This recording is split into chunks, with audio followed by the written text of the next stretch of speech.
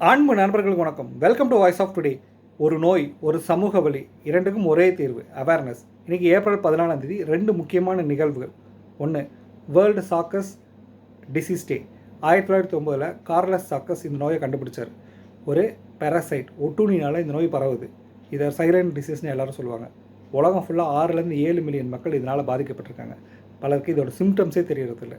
நோய் இருக்குது, ஆனால் தெரியாமல் வாழ்ந்துட்டுருக்காங்க. Invisible danger.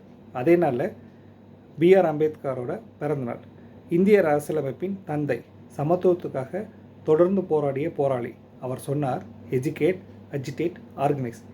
இந்தியாவில் கோடிக்கணக்கான மக்களோட வாழ்க்கை அவரால் மாற்றப்பட்டது. சமூகத்தில் இன்இக்வாலிட்டி இருந்துச்சு, அதுக்காக அவர் தொடர்ந்து ஃபைட் பண்ணார். இன்றைக்கி ஒரு மெசேஜ்: டிசீஸ்க்கு அவேர்னஸ் தேவை, சொசைட்டிக்கு ஈக்குவாலிட்டி தேவை. ஒரு நாலேஜ் ஒரு லைஃப்பை சேவ் பண்ணும், ஒரு சொசைட்டியே மாற்றும்.